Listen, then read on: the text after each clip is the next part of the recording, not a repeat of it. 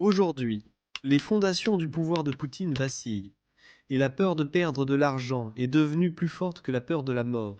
Les oligarques russes dénoncent désormais publiquement l'effondrement économique, en toute connaissance de cause. Près de 40 personnalités notables sont déjà mortes dans des circonstances suspectes depuis le début de l'invasion de Poutine. La raison de cette défiance est simple. Vladimir Poutine a construit une économie qui est en train de se dévorer elle-même. Près d'un tiers des entreprises russes déclarent désormais des pertes records. Et les oligarques savent désormais que ce que fait Poutine n'est tout simplement pas viable. Pour aggraver les choses pour le Kremlin, la crise s'étend désormais au-delà de l'élite. Le peuple russe s'exprime également publiquement. Cela a créé une lutte décisive au sein du Kremlin. Et le combat porte sur l'avenir même de la Russie. Parlons maintenant des oligarques et de leurs propos.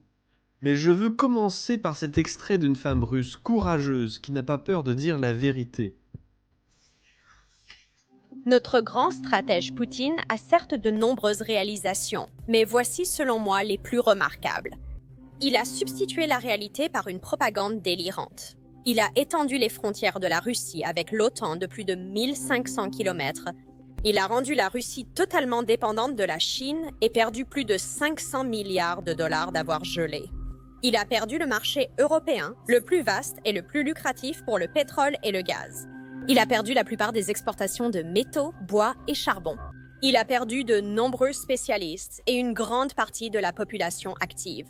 Il a considérablement augmenté la fuite des capitaux du pays, il a perdu le marché des lancements spatiaux et de l'exploration scientifique de l'espace, il a détruit le marché du transport aérien. Il a renoncé au sport mondial. Les athlètes russes peuvent prétendre que tout va bien, mais je suis sûre qu'au fond, ils détestent Poutine pour ça. Le rêve de tout athlète pro, ce sont les Jeux olympiques et les mondiaux. L'âge de la retraite a augmenté, mais il manque toujours de l'argent pour les pensions, alors que pour la guerre, il y en a. Voilà le paradoxe. Il a fait de la Russie un État terroriste, désormais méprisé par le monde civilisé. Il a fait de la Russie le leader du nombre de sanctions imposées dans l'histoire. Il en a fait des parias. Les alliés de la Russie, Corée du Nord, Iran, Taliban, Hamas et d'autres vauriens.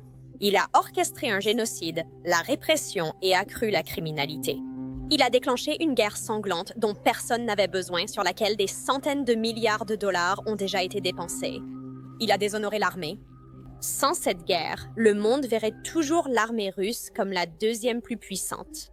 Il a uni tous les Ukrainiens et le monde civilisé entier dans la haine envers la Russie. Il a couvert la Russie de honte devant le monde entier. Et la liste pourrait continuer. Mais est-ce vraiment nécessaire? Je pense que c'est déjà assez clair. Volodya, comme toujours, a surpassé tout le monde. Encore une fois, ce sont des paroles dures, et elle risque sa vie en les prononçant. Des choses comme ça n'arrivent pas tous les jours en Russie. Mais maintenant, ce ne sont plus seulement les gens ordinaires qui s'expriment, mais même les oligarques. Regardez ce reportage. Le chef du syndicat des oligarques a déclaré que l'économie russe commence à connaître une contraction incontrôlable. En termes simples, il dit que l'économie russe est en train de sombrer. Et en fait, dans cette interview, il interpelle publiquement le gouvernement, les autorités, qui gèrent si mal l'économie. Il a dit, et je cite, « Les autorités avaient promis un atterrissage contrôlé et en douceur, mais ce n'est ni doux, ni vraiment contrôlé. » Vous voyez, de telles déclarations et interviews ne sont pas bons signes pour Poutine. Parce que c'est le chef du syndicat des oligarques. Je ne savais même pas qu'ils avaient ça en Russie. C'est comme si un chef de la mafia donnait des interviews publiques ici. Mais la raison pour laquelle c'est important, c'est parce que ce sont ces personnes qui bénéficient le plus du système de Poutine, les oligarques. Ils préviennent maintenant que l'empire se réduit de l'intérieur. Cela indique quelque chose de plus grand qui se passe en Russie. Alors, laissez-moi vous montrer pourquoi ils s'expriment aussi publiquement. Près d'un tiers des entreprises russes ont déclaré des pertes records. Et cela ne concerne que le premier semestre de 2025. Les choses ne feront qu'empirer au fil de l'année, car l'Ukraine devient plus forte chaque jour. Examinons ce rapport de la Banque centrale russe. Environ 19 000 entreprises ont enregistré une perte totale de 5 000 milliards de roubles, 62 milliards de dollars, durant les premiers mois de l'année. Et c'est exactement pour cette raison que les oligarques prennent la parole. Mais cela représente aussi un autre problème pour Poutine. Ce problème pourrait en réalité être plus grave que quelques oligarques donnant simplement des interviews.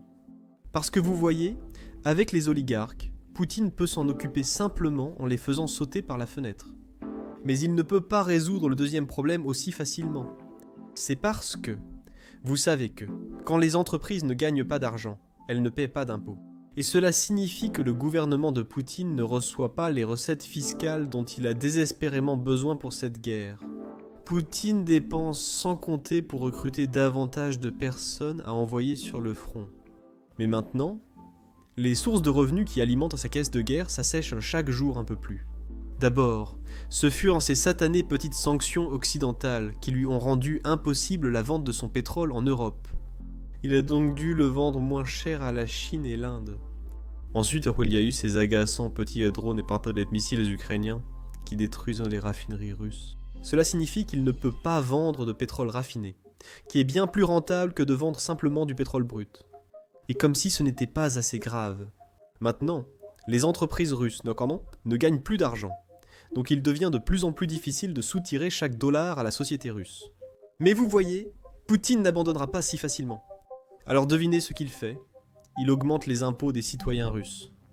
Maintenant, je sais ce que vous allez dire. Il y a beaucoup de gens qui souffrent à cause de cela. Mais c'est un sacrifice que Poutine est prêt à faire.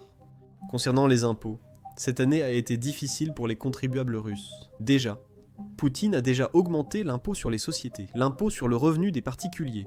Et en plus de cela, il a ajouté davantage de droits et de taxes d'accise sur des produits comme le carburant.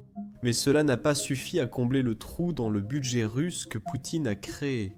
Alors maintenant, la Russie augmente la taxe sur la valeur ajoutée qui est en gros comme une taxe sur la vente, et elle va maintenant passer à 22%. Mais voyez, c'est là que Poutine risque de causer un problème plus grave en voulant en régler un moindre. Maintenant, vous savez peut-être déjà cela. Mais l'économie russe connaît une inflation très très élevée. Je parle d'une inflation presque au niveau du Venezuela. Officiellement, ils annoncent environ 10%, mais officieusement, des études indiquent plutôt 20 à 25%. Ces derniers mois, quelques signes positifs sont apparus. Ça a un peu baissé, passant officiellement de 10% à 9%. Mais il semble que cette tendance va s'arrêter très bientôt. Ce n'est pas moi qui le dis, c'est la Banque centrale russe qui le dit. Et si on y réfléchit, ça a du sens. Que se passe-t-il si un gouvernement augmente la taxe sur les ventes? Les magasins augmentent alors simplement leur prix. Ils ne paieront pas plus de taxes. Les consommateurs paieront à leur place. Cela signifie que le prix de tout, et j'insiste, de tout augmente en Russie. Et cela veut dire que l'inflation fait son retour. J'ai encore de mauvaises nouvelles pour les contribuables russes, car même cela pourrait ne pas suffire, puisque la Douma d'État russe discute déjà d'une augmentation des impôts pour les petites entreprises. Vous voyez, jusqu'à présent, les petites entreprises ne paient aucune taxe sur les ventes, à moins qu'elles ne réalisent plus de 60 millions de roubles par an. Eh bien, maintenant, la Douma discute d'abaisser ce seuil à seulement 10 millions de roubles par an, parce qu'ils ont besoin d'argent. Et les seules personnes qu'ils peuvent cibler sont les Russes pauvres. Bien sûr, tout cela est une affaire importante en Russie.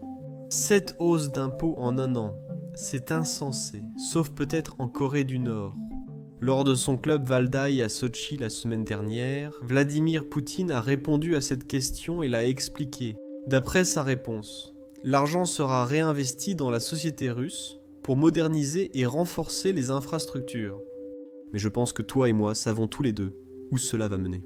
Tout cet argent va probablement servir à rénover toutes les raffineries que l'Ukraine est en train de détruire. Et s'il leur reste un peu d'argent, peut-être que le gouvernement russe paiera les familles de tous ces soldats morts en Ukraine, en combattant dans la guerre de Poutine.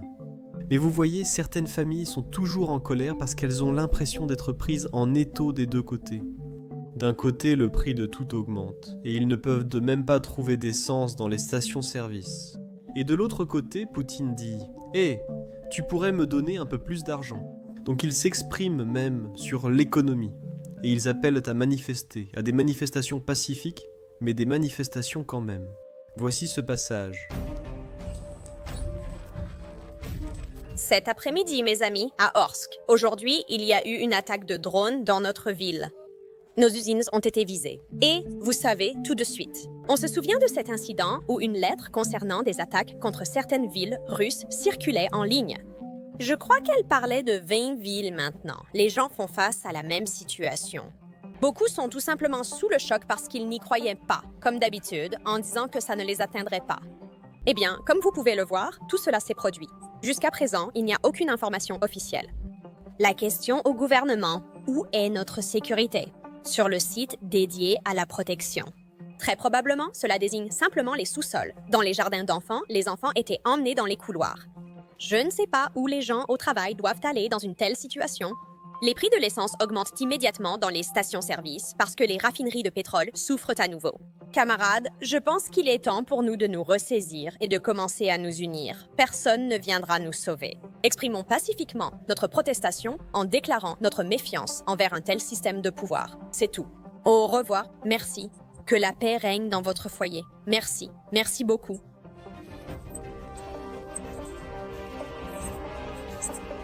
Comment Vladimir Poutine réagit-il à ce retour de bâton?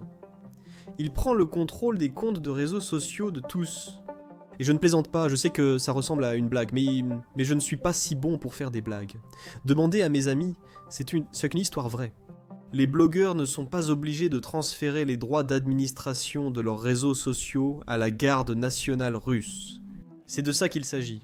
Roskomnadzoor, je prononce sûrement mal, mais c'est la garde nationale russe. Bien sûr, j'exagérais un peu. Poutine n'est pas fou. Il ne prend pas le contrôle de tous les comptes. Il ne prend que le contrôle des comptes qui ont 10 000 abonnés ou plus. Si vous connaissez un peu Internet, vous savez que ce n'est pas un seuil très élevé. Beaucoup de gens, même en Russie, ont 10 000 abonnés. Vladimir Poutine veut garder le contrôle sur ses comptes. Pourquoi en a-t-il besoin? C'est simplement pour s'assurer que ses comptes n'expriment rien qui pourrait blesser les dirigeants. Il est vraiment en train de reconstruire l'Union soviétique. Car à l'époque de l'Union soviétique, les Russes avaient en fait une blague très populaire.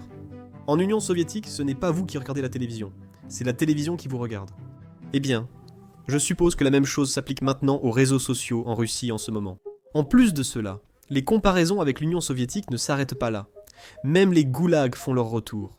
Regardez ce rapport. La paranoïa de la Russie a atteint un niveau record. Près de 2 verdicts de trahison ou d'espionnage chaque jour en 2025, quoi. Les tribunaux de Poutine prononcent des verdicts de culpabilité à 100%. En Russie, si le gouvernement vous accuse, vous êtes coupable. Voilà le désespoir. Quand votre peuple devient la plus grande menace et que votre superpuissance ressemble de plus en plus à une dictature communiste. Pas étonnant que même les Nord-Coréens se battent pour Poutine. Il a fait en sorte que la Russie leur ressemble chez eux. Et il ne s'agit pas seulement des verdicts que ces tribunaux prononcent, c'est aussi la sévérité des peines infligées pour des actes qui ne sont même pas des crimes. Regardez ce reportage. Un tribunal russe a condamné le fabricant d'une boisson alcoolisée toxique qui a tué 50 personnes. Cet homme a eu 9 ans, son partenaire 8 ans. À titre de comparaison, une personne avec un t-shirt, Slava Ukraini, a écopé de 12 ans. Quelqu'un qui a publié des vidéos anti-guerre sur YouTube ou sur les réseaux sociaux russes a écopé de 12 ans. Une autre personne, simplement accusée de trahison pour avoir passé un appel téléphonique en Ukraine, a écopé de 24 ans, et une autre a pris 17 ans pour des motifs politiques. Donc, cela signifie qu'en Russie, on est plus sévèrement puni pour avoir porté un t-shirt que pour avoir tué 50 personnes russes. Si les tribunaux ne valorisent pas la vie des Russes, pourquoi les Ukrainiens le feraient-ils? C'est tout pour aujourd'hui. Abonnez-vous si ce n'est pas déjà fait. Nous visons 2 millions d'abonnés avant la fin de l'année. Donc, votre soutien nous aide vraiment énormément.